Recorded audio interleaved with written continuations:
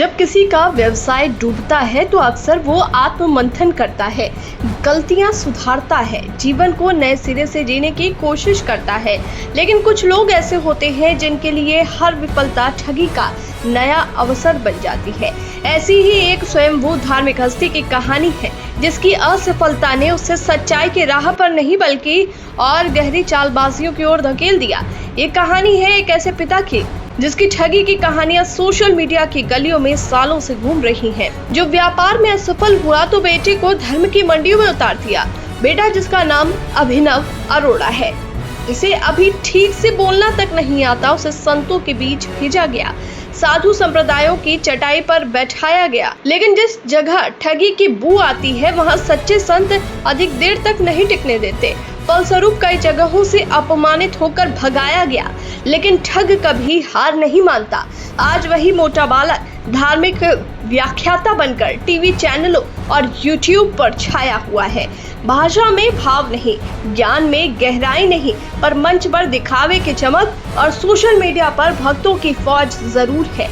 विश्व विख्यात जैसे स्वयंभू तमगे के पीछे छुपा है एक सुनियोजित ब्रांड जो लोगों की आस्था को भुनाने की नई स्कीम लेकर हर दिन सामने आता है। धर्म और कथा को धंधा बना देना कोई नया काम नहीं है, लेकिन इस तरह पारिवारिक स्टार्टअप की शक्ल देना निस्संदेह एक नई मिसाल है। ये सिर्फ एक व्यक्ति की नहीं बल्कि उस पूरे समाज की विफलता है जो दिखावे को श्रद्धा और ठगी को चमत्कार मानने लगा है। एक पिता की महत्वाकांक्षा, एक मासूम बच्चे की छवि का बाजारीकरण और धर्म की आड़ में फैलाया गया छलावरण। कहानी है अभिनव अरोड़ा की, एक 10 वर्षीय बालक जो खुद को बलराम का अवतार बताता है और अब कथावाचक के रूप में प्रचारित किया जा रहा है। लेकिन ये सिर्फ एक मासूम की आध्यात्मिक यात्रा नहीं है, ये एक सुनियोजित ब्रांडिंग, एक रणनीतिक अभिनय और एक पिता की बनाई प्रपंच कथा है जो आस्था को पूंजी में बदलने की योजना है। अभिनव के पिता तरुण राज अरोड़ा एक व्यवसायी और टेडेक्स स्पीकर हैं। पहले व्यापार में विफल हुए, फिर बेटे को धार्मिकता के मंच पर उतार दिया। सोशल मीडिया पर कई यूट्यूबर्स और पत्रकारों ने खुलकर आरोप लगाए कि उन्होंने अभिनव की मासूमियत का उपयोग करते हुए उसे बाल संत के रूप में ब्रांड बनाया। ये धर्म नहीं धंधा है, इसे समाज को समझना होगा। ये रणनीति यही नहीं रुकी। तरुण राज ने बेटे को संतों के बीच भेजा, वहां पर व्यासपीठों के पास जाकर वीडियो बनाने लगा, कथाओं में शामिल होने लगा। कारण वहां से पब्लिसिटी ज्यादा मिलने की उम्मीद थी और हर बार हुआ भी वही। लेकिन कई स्थानों पर असली संतों और श्रद्धालुओं ने इस धार्मिक पीआर की पोल भी खोल दी।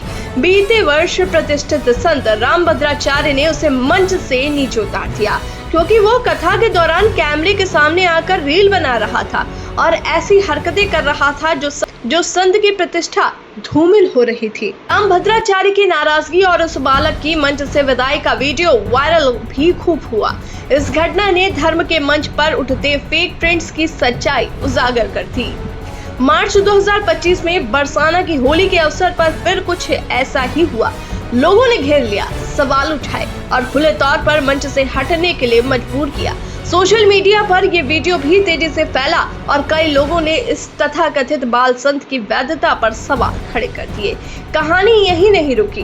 बाद में परिवार ने दावा किया उन्हें लॉरेंस बिश्नोई गैंग से जान से मारने की धमकी मिली है, पर कई लोगों का मानना है कि ये प्रचार का ही एक और चरण था, हमदर्दी बटोरने का तरीका, क्योंकि आज के समय में हर संत महंत कथावाचक के साथ खाकी वर्दी दिखती है जिससे उसका भौकाल टाइट होता है।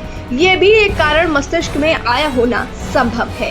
अब हाल ही में एक नया वीडियो वायरल हुआ है जिसमें अभिनव कथावाचक के रूप में दिल्ली के एक मोहल्ले में मंच पर बैठा देखा गया।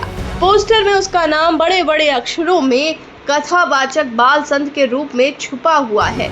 न आवाज में ठहराव है न बात में गहराई, लेकिन चेहरे पर बना हुआ नकली तेज और पीछे खड़े कैमरों का जमावड़ा इस बात का संकेत देता है कि कहानी फिर से शुरू हो चुकी है।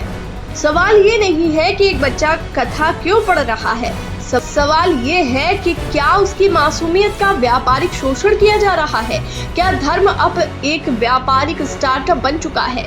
क्या हमारे समाज में अब हर कोई एक डिजिटल मंच बनाकर आध्यात्मिक ब्रांड बन सकता है? ये एक बच्चे की कहानी नहीं है, ये एक ऐसे समाज की कहानी है जो चमक दमक, व्लॉग्स और सोशल मीडिया लाइक्स में अपने विवेक को गिरवी रख चुका है, जहां आस्था को चमत्कार के नाम पर बेचा जा रहा है और भक्त तैयार है कुछ भी आंख मूंद कर स्वीकार करने को। ये हमारे समय का सबसे बड़ा धोखा है, जहां कथा नहीं स्क्रिप्ट होती है, जहां संत नहीं स्टेज एक्टर्स होते हैं और जहां श्रद्धा नहीं सिर्फ शेयर और सब्सक्राइब की भूख होती है।